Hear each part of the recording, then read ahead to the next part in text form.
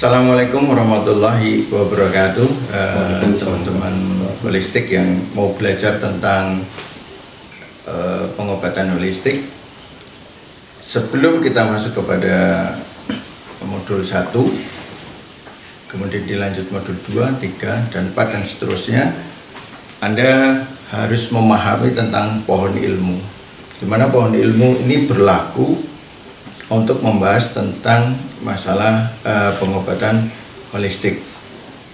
Nah, ini sudah saya gambarkan, teman-teman, sudah saya gambarkan tentang pohon ilmu, yaitu mulai ada akar, batang, cabang, dan ranting.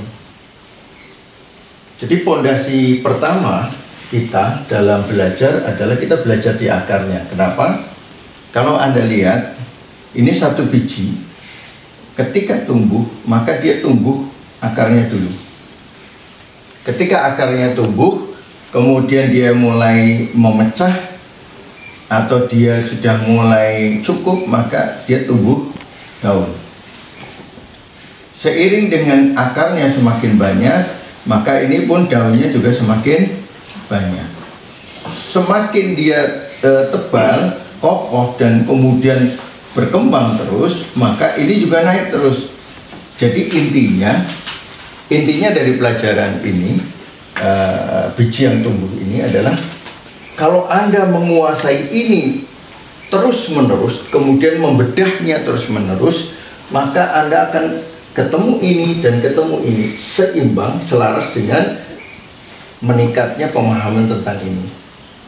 Karena ini pondasi. Begitu Anda pondasinya bagus, maka Anda akan ketemu batang dan cabang dan ranting itu. Batangnya semakin besar, semakin tinggi, dan rantingnya semakin bercabang, kemudian membentuk ranting-ranting yang kecil yang banyak.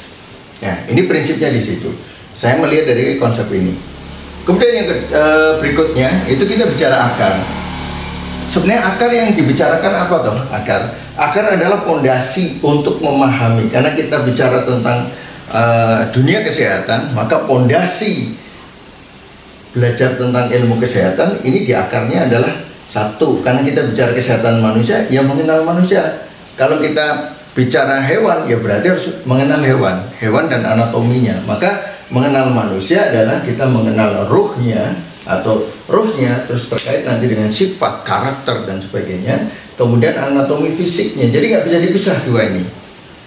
Kenapa? Kalau manusia itu dikeluarkan jasadnya dikeluarkan, hanya ada ruh, bukan manusia. Tapi kalau ada ruh tanpa jasad juga bukan manusia. Jadi dua-duanya harus bersatu. Nah, ini ruh dan jasad menjadi satu. Anda harus mengenal ini dulu. Jadi belajar anatomi menjadi hal yang sangat vital, bukan kemudian tidak perlu untuk dipahami, tidak bisa. Yang kedua, mengenal hukum alam yang mengikat manusia. Karena manusia tinggal di bumi, maka dia terikat dengan hukum alam atau sunatullah yang ada di bumi. Sunatullah yang ada di bumi sepanjang bumi ini masih ada dan manusia masih ada tinggal di bumi. Ketika nanti bumi sudah tidak ada, kiamat, ya nanti sudah hukumnya berbeda lagi. Itu seperti itu. Di dalam hukum yang mengikat itu ada dua. Nanti ada 3 hal yang akan kita pelajari. Satu, bagaimana hukum berpasangan. Jadi hukum yang mengikat manusia itu satu, hukum berpasangan. Kedua, kita akan mempelajari bahwa manusia itu miniatur alam. Jadi kalau kita melihat perjalanan alam, bagaimana alam itu bekerja, maka disitulah kita bisa melihat semua yang ada di dalam tubuh manusia itu adalah mencerminkan alam yang ada. Jadi hukum alam itu akan kelihatan sekali, perjalanan alam itu kan kelihatan sekali di dalam tubuh manusia. Nanti akan kita jelaskan ketika sudah masuk ke dalam materi ini. Kemudian perjalanan hukum alam, bagaimana hukum alam itu berjalan, prosesnya dan sebagainya, kemudian reaksinya seperti apa, Anda akan ketahui nanti di akar ini. Jadi akar ini tidak membahas tentang teknik terapi, tidak, tapi dia membahas tentang hukum tentang manusia dan hukum alam yang mengikatnya. Kemudian yang kedua, kita bicara batang. Batang namanya batang ilmu. Batang ilmu itu bagaimana penyakit itu, penyebab apa yang menyebabkan penyakit itu terjadi. Kita akan membahas ini dulu. Kemudian yang kedua, bagaimana caranya memeriksa seseorang yang sakit itu disebabkan oleh penyakit-penyakit ini. Penyakit ini menyebabkan suatu penyakit disebabkan oleh sesuatu. Bagaimana Anda memeriksa bahwa penyakit itu disebabkan oleh sesuatu itu? Ya, ini ada 4 cara pemeriksaan yang akan kita pelajari. Kemudian selanjutnya Anda belajar klasifikasi penyakit. Bagaimana penyakit itu diklasifikasikan, dipetakan, dibagi-bagi. Kemudian ini penyakit ini dari cuaca, pengaruh cuaca, penyakit dari pola makan, penyakit dari pikiran atau emosi, kemudian penyakit dari organ-organ yang kemudian dipetakan. Ada organ bagian atas, bagian tengah, bagian bawah. Kemudian penyakit yang ada di permukaan, ada di dalam, penyakit ada di tengah dan sebagainya. Ini akan diklasifikasikan di sini. Kemudian penyakit mengenai energi, mengenai darah, mengenai cairan, itu banyak nanti kita ketemu di sini klasifikasi penyakit. Berikutnya, kemudian sesudah kita ketemu, baru kita petakan penyakit itu, kita petakan sehingga kita akan tahu bagaimana proses penjalaran penyakit itu. Penyakit, bagaimana penyakit itu menjalar. Dari sini langsung melompat ke atas atau dia menjalar sesuai dengan rumus yang sederhana. 1, 2, 3. Ini rumus sederhana. Anda akan bisa juga melihat menjalarnya dari 1 langsung menuju ke 4, langsung menuju ke 5. Itu bisa terjadi. Bagaimana prosesnya akan dijelaskan di sini. Nah, sesudah 1 dan 2 kita kuasai, ini yang disebut modul 1.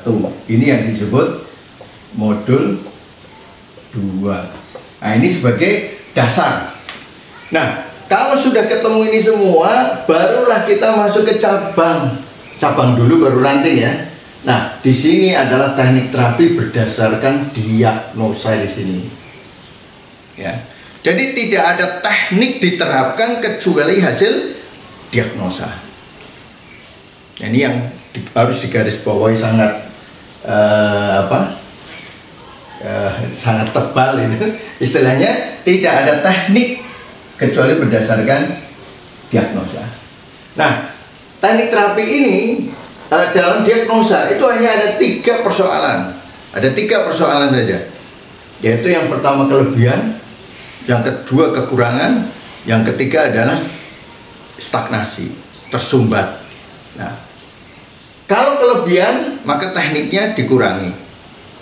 Kalau kita kelebihan duit ya dikurangi, kelebihan darah ya dikurangi, kelebihan energi ya dikurangi. Tapi kalau kita kurang ya dipenuhi, kurang darah ya diberi darah. Itu. Maka teknik itu mengacu kepada sini. Kalau ada stagnasi ya dilancarkan. Tergantung stagnasi materi berarti ada stagnasi sumbatan di materi, darah, kelenjar getah bening, mungkin cairan di dalam tubuh. Nah, itu kalau ada stagnasi lancarkan. Kalau stagnasinya di saluran itu dibersihkan, dilancarkan. Kalau stagnasinya berupa dislokasi kemudian menimbulkan stagnasi ya dibetulkan, diterapkan kembali. Misalnya lengan ini geser, sehingga menimbulkan otot ini tidak berada pada tempatnya, maka timbul stagnasi. Darah tidak lancar di sini, cairan tidak lancar di sini, menimbulkan rasa nyeri dan sakit. Nah, caranya apa? Betulkan begitu, klek. Rasa sakit berkurang jauh. Kemudian baru otot-ototnya diterapi. Ketika terjadi dislokasi di tulang belakang di sini, kemudian Anda betulkan kembali ke posisinya, reposisi, klek. Begitu sudah enak, baru kemudian cari otot-ototnya yang masih terjadi sumbatan, baru diterapi. Tapi kalau ototnya diterapi, ininya belum diperbaiki. Kalau persoalan di otot itu masih bisa, tapi kalau persoalan ada di dislokasi di tulangnya itu tidak bisa.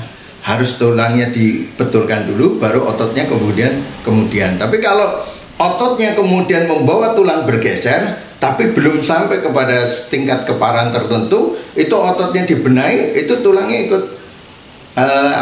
ikut bergeser juga untuk kembali kepada posisinya. Nah, ini kita melihat berdasarkan diagnosa. Ini pentingnya kita diagnosa. Kemudian cabangnya ada banyak cabang sebenarnya. Satu, kalau kita bicara terapi jiwa, nanti jiwa itu ada kita menyentuh kejiwaannya itu dengan ruqyah, ada dengan psikologi. ada dua ini digabungkan jadi satu juga bisa. Itu seperti itu. Nah, ini kalau kaitannya mungkin ada jin dan sebagainya di sini. Kalau ini, oh ini kaitannya dengan psikis ya. Mungkin dia ada stres yang harus dia curhat dan sebagainya. Mungkin nggak ada jinnya, dia perlu curhat itu. Tapi kalau ada jinnya juga bermain, nah ini dua-duanya diterapkan. Kemudian nanti ada cabang lagi, terapi darah. Terapi darah nanti ada membentuk 3 ranting yang secara garis besar yang hari ini dikenal. Ada bekam, al-fasdu, ada lintah. Nah, bekam itu bagaimana darah itu berada di permukaan, mengeluarkan darah di permukaan. Kalau al-fasdu adalah darahnya penuh tetapi tidak bisa naik ke permukaan, sehingga kalau diambil dari permukaan tidak efektif, maka dia diambil dari vena itu. Atau kalau nggak al-fasdu, yang model kayak al-fasdu misalnya di donor darah. Nah, cuma kalau donor darah mesti bagian atas nih diambilnya seringnya dari sini. Kalau al-fasdu kan di tempat lokasi dia penuh di situ. Nah, bedanya di situ. Kemudian lintah itu mengambil darah sekaligus apa? Melancarkan kalau ada terjadi stuck yang sangat berat sehingga darah itu jadi beku, yang kalau dibiarkan akan terjadi pembusukan. Nah, itu lintah punya peran yang penting di situ.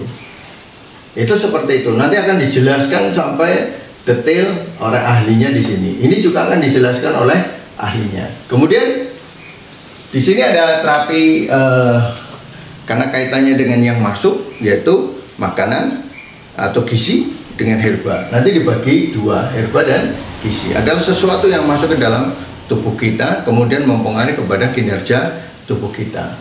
Kemudian ada lagi pijat. Nah, pijat itu ada refleksi, pijat otot, kemudian otot urat, kemudian ada lagi pijat limpatik, macam-macam. Istilahnya terserah lah mau disebut macam-macam, tapi intinya dia akan selalu menyatu pada satu pohon ini. Kemudian ada terapi dengan meridian, kaitannya dengan jalur meridian itu ada akupunktur, akupressor, apiterapi, akupunktur dan sebagainya. Nanti ada pembenahan tulang belakang, nanti ada tulang belakang, nanti tekniknya banyak sekali.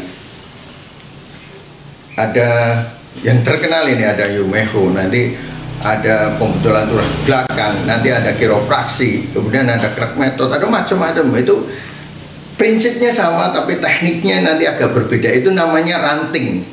Jadi cabangnya sama di satu cabang perbaikan tulang belakang, tapi nanti rantingnya mereka punya metode masing-masing. Yang itu intinya adalah menyelesaikan persoalan. Nggak ada masalah, teknis itu boleh banyak gitu. Yang penting tidak boleh keluar dari prinsip gitu. Itu seperti itu. Kemudian nanti ada patah tulang. Nah, ketika Anda mengerjakan hanya salah satu di sini, cabang di sini, maka Anda ketika Anda mengerjakan ini tapi tidak mempelajari yang lainnya, ini buta. Berarti Anda akar yang di sini tidak akan bisa maksimal memahami semuanya. Maka di batang pun tidak akan besar sebagaimana mestinya. Tapi kalau Anda mempelajari semuanya, Anda tahu prinsip-prinsipnya, maka ini semakin besar, ini batangnya semakin besar. Walaupun Anda bukan ahli tekniknya, istilahnya Anda belajar tahu, maka tugas Anda nanti apa? Memberi rekomendasi. Oh, ini harusnya diperbaiki tulang belakangnya. Dan ini tekniknya begini.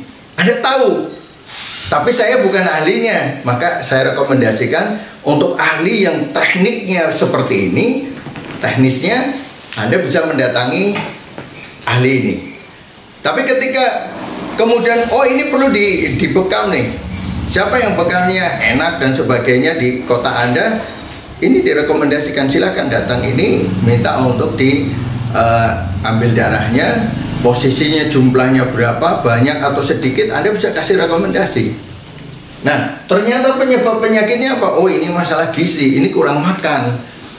Maka tekniknya adalah Anda dianjurkan pergilah ke ahli gizi untuk kemudian diberi menu yang sesuai dengan persoalan Anda itu. Makanya nanti ahli holistik ini nanti dia bisa memberikan advice. Mungkin dia ahli di dua cabang, bisa jadi dia ahli di 2 cabang di sini, atau dia ahli di cabang ini, atau dia ahli di batang sama akar. Ininya nggak ngerti semuanya, ngerti prinsipnya, tapi dia tidak ahli, tidak terjun di bidang itu. Maka dia hanya sebagai pengajar, peneliti dan sebagainya.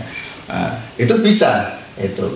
Yang penting prinsip-prinsip ini nih. Tapi kalau nanti keahlian di teknis, ini pasti jago, yang memang pelakunya ini mesti jago, lebih jago daripada yang diagnosa. Tetapi yang ahli mendiagnosa bisa tahu dia harus diarahkan kemana. Itu kelebihannya. Maka kalau dalam satu klinik sebenarnya nanti ahli diagnosa itu di depan. Dia tuh kan diagnosa, lihat lidah, wawancara dan sebagainya. Nanti tinggal Anda masuk ke ruangan sana, Anda minta dibekam di sana. Anda silakan pijat di sana. Anda silakan ya. Itu dia penting sekali itu kayaknya. Maka tidak bisa orang itu berlaku sendiri. Satu tim. Itu. Nah, kalau ini sudah terjadi, sudah dikuasai dan banyak yang memahami seperti ini, maka aslinya sebenarnya tidak perlu terlalu banyak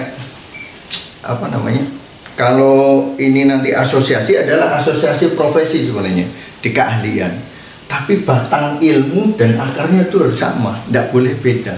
Kalau beda nanti banyak pohon ilmu, berarti ilmu kesehatan itu menurut versi ini kalau ini ingat ya, ini bukan versi manusia, tapi versinya sunatullah. Bagaimana kita mengacu kepada sunatullah, hukum sunatullah.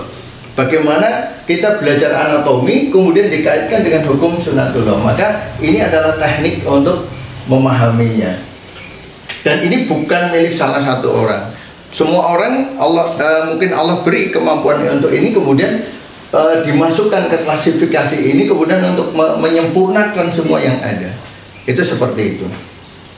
Jadi yang saya pelajari antara kedokteran barat dan timur sebenarnya prinsipnya sama, hanya paling beda bahasa. Beda bahasa, bisa cara menyampaikan, hanya itu, prinsipnya sama. Kenapa? Yang punya ilmu satu, yaitu Allah. Kalau yang punya ilmu Allah nggak mungkin bertentangan. Kalau bertentangan berarti kita yang nggak paham. Jadi kalau Anda masih menganggap semua ilmu itu milik Allah, harusnya tidak bertentangan. Tapi kalau Anda masih bertentangan dan masih kekeh masing-masing, berarti Anda tidak mentautkan satu ilmu dengan ilmu yang lain. Anda tidak akan mendapatkan ilmu Allah yang utuh. Kenapa? Ego kita. Nah, kita lepaskan ego kita satukan. Barat dan timur itu seperti keping mata uang, kanan dan kiri. Ini uang, tapi kalau kiri saja bukan uang, kanan saja bukan uang, harus jadi satu. Nah, kalau ini pendidikannya sama, coba kita lihat. Kalau pendidikannya sama, tenaga ahli dia prakteknya di mana? Rumah sehat misalnya.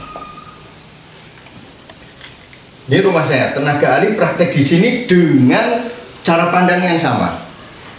Terus tenaga ahli dengan cara pandang yang bersama, dia tidak praktek, tapi dia membuat pabrik. Saya memproduksi makanan kesehatan, saya memproduksi herba yang dibutuhkan oleh tenaga ahli. Karena cara pandangnya sama, maka bisa komunikasi ini. Misalnya, tolong, saya ada penyakit yang disebabkan karena masalah kekurangan, karena masalah stagnasi. Jenisnya apa? Jenisnya sampai detail disebutkan. Tolong bikinkan ramuan ini. Maka dibuat pabrikasinya, dikirim ke sini. Ini dapat duit, ini dapat duit. Dan ramuan yang dibuat itu sesuai standar yang menurut ini, bukan menurut ini. Kenapa? Menurut ini berarti karena ini petugas pabriknya adalah juga berasal dari pendidikannya sama, nyambung. Maka kalau nyambung nanti jadi satu, ini satu kesatuan. Nah, sekarang kalau pendidikannya beda, tenaga ahlinya pemahamannya begini, pabrikasi pemahamannya sebelah sini, yang ini di sini. Ini mau masarkan ke sini nggak match. Maunya dia tidak bisa diterima oleh ini. Terus keinginan dia tidak bisa diterima ini. Ini yang terjadi hari ini. Itu. Nah, beda dengan kedokteran. Kedokteran itu pendidikannya sama. Muncul nanti apoteker ya sama belajarnya, sama. Tenaga ahlinya sama, maka komunikasi bisa. Itu. Kalau masih memegang teguh pada ilmu. Tapi kalau sekarang herbalis, wah ini udah dari sini sudah beda, ini lahirnya beda-beda, pabriknya juga beda. Ini dipegang apoteker yang tidak belajar herba, ini mempraktekkan herba dengan pola yang berbeda, dengan ilmu yang begitu banyak, akhirnya kacau, tidak bisa, kita kayak pecinan. Kalau Anda menginginkan Indonesia itu menyaingi Cina, tidak bisa. Kenapa? Cina itu pendidikannya sama. Anda lihat SCM, mau di Cina, mau di Indonesia, mau di Inggris, mau di Eropa, mau di mana negara manapun, masuk ke India pun, ilmunya sama. Tenaga ahlinya sama, pabrikasinya, pemahamannya sama, sampai ke petaninya, nanti di pertanian sama. Jadi kalau Indonesia ingin maju, ini katanya 2024 itu Indonesia apa? Maju atau Indonesia hebat? Ya, kalau Indonesia mau hebat, jamunya, ya. Kalau Indonesia mau hebat jamunya, ilmunya harus sama. Nanti tenaga ahlinya sama semuanya. Dan pabrikasi tenaga ahli di pabrik nanti harus sama, memenuhi keinginan daripada tenaga ahli ini, dan dia paham yang dimauinya itu.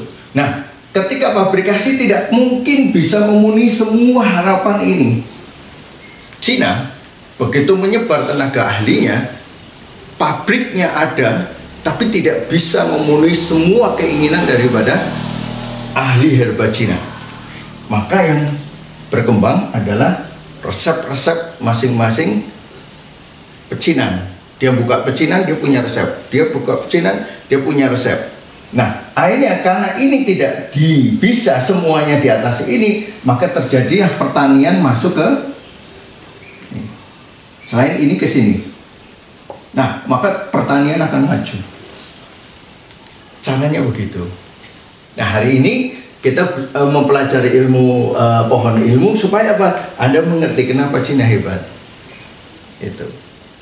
TSM itu belum bisa di ini. Ya, hari ini kita harus mau mengakui bahwa mereka belum bisa diungguli oleh teknik pengobatan yang lain. Karena mereka sudah dahulu modelnya begini. Nah, yang bisa seimbang adalah kedokteran barat. Nah, kalau orang Indonesia mau berkembang dengan ilmunya, maka dia harus satu pendidikan yang sama, pemahaman yang sama, kemudian menghadirkan tenaga ahli yang sama, pabrikasinya dengan pola yang sama, kemudian akan muncul pertanian. Insya Allah akan hadir seperti itu. Maka kita berusaha memberikan kontribusi dengan menyamakan. Jadi nanti dari terapi yang ada di Indonesia banyak sekali ahli terapi itu satu kesatuan. Di sini satu kesatuan. Nah, inilah yang disebut naungan terapisnya. Ya, nanti di cabangnya masing-masing ada ikatan tenaga ahli berdasarkan keahlian itu. Jadi ikatan berdasarkan keahlian sesuai dengan apa dia ahlinya apa. Nah, itu di situ. Nanti secara umum mereka akan bersatu di dalam asosiasi keilmuan. Mungkin kalau di Indonesia disebut Batra, ya masuk ke Batra secara umum. Nanti di Batra secara umum nanti ada pecahannya lagi sesuai dengan profesi masing-masing. Tapi mereka tahu akar dan batangnya sama, cara berpikirnya sama. Ini harus disatukan. Kalau bisa disatukan, maka insya Allah 2024 Indonesia hebat di bidang pengobatan alternatif. Kita masih pakai bahasa yang disematkan itu pengobatan alternatif di Indonesia, termasuk jamu dan sebagainya, itu akan maju pesat, insya Allah seperti itu. Nah, ini penjelasan yang saya berikan di awal prolog sebelum kita masuk kepada ilmu holistik itu sendiri.